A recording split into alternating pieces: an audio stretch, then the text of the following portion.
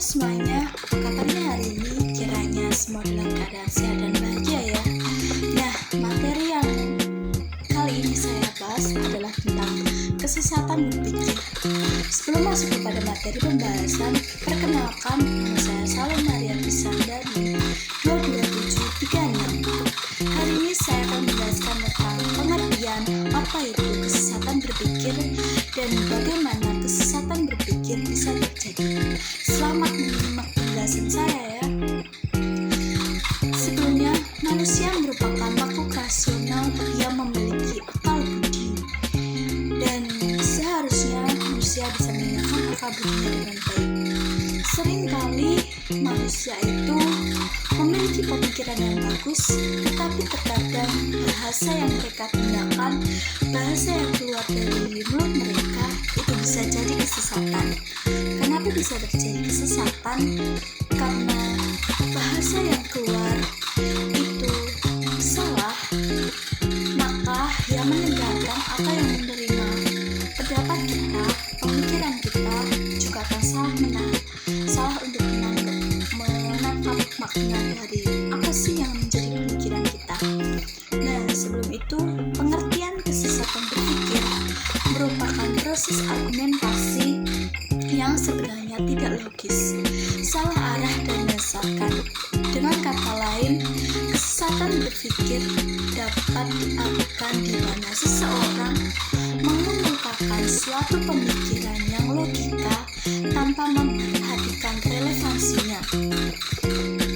Jadi kesesatan berpikir ini dapat juga dikatakan di mana seseorang memiliki pemikiran yang bagus, memiliki konsep berpikir yang bagus, yang logika, tetapi mereka mengungkapkan pemikiran tersebut tidak memperhatikan relevansinya. Nah, apa sih yang menyebabkan kesesatan itu bisa terjadi? Kesesatan bisa terjadi karena seseorang jarang untuk menggunakan pemikiran mereka pribadi, atau dengan kata lain, manusia itu sering mengikuti kata-kata orang lain atau ikut-ikutan orang lain. Nah, ikut-ikutan inilah adalah salah satu sumber dari kesesatan. Bukankah manusia dibekali oleh akal budi sama Tuhan? Kalau manusia dibekali oleh akal budi, kenapa akal budi tersebut akan sia-sia jika tidak digunakan dengan baik? Maka dari itu, fungsi dari akal budi tersebut bisa membantu kita untuk menentukan sendiri berdasarkan pemikiran pribadi kita apa yang baik untuk diri kita sendiri dan apa yang buruk. Jadi fungsi akal budi di sini dapat membantu manusia dalam menyaring suatu pemikiran atau ide yang bisa kita keluarkan menjadi suatu konsep pemikiran apa yang baik untuk kita dan apa yang buruk untuk kita. Dan juga kesesatan juga bisa terjadi karena malas untuk berpikir. Nah, ini adalah salah satu penyakit bagi manusia. Kenapa? Karena malas berpikir ini merupakan penyakit yang paling utama bahkan yang sering terjadi kepada manusia-manusia. Sementara manusia itu memiliki pemikiran yang bagus, memiliki pengalaman atau pengetahuan yang bagus, tapi terkadang mereka tuh malas untuk berpikir dan malas untuk mengungkapkan pendapat atau konsep pemikiran mereka melalui bahasa. Maka untuk itu kita jangan malas untuk berpikir, karena Tuhan memberikan kita akal budi untuk berpikir.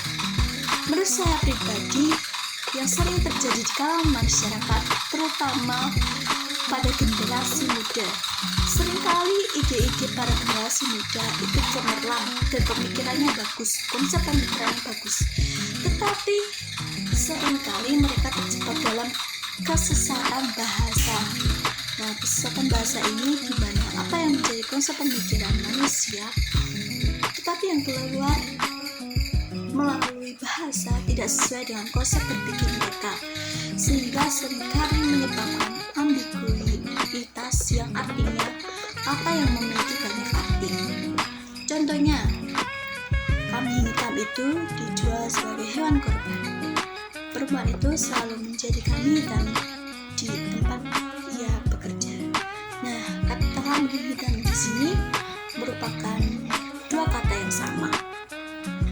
Dua kata yang sama tetapi mereka seringkali disalahartikan dan memiliki dua makna. Yang pertama, kambing hitam sebagai hewan, dan yang kedua, kambing hitam yang memiliki makna orang selalu disalahkan. Nah, kesimpulan dari penjelasan saya bahwa segala sesuatu memiliki hubungan kausalitas atau hubungan sebab akibat.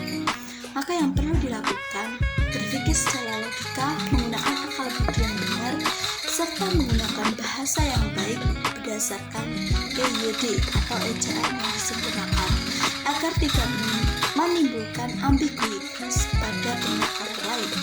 Karena jika seseorang menggunakan bahasa dan penekanan yang kurang tepat, akan menimbulkan persepsi yang berbeda dari topik atau dasar pemikiran yang kita bicarakan. Sekian penjelasan saya, terima kasih.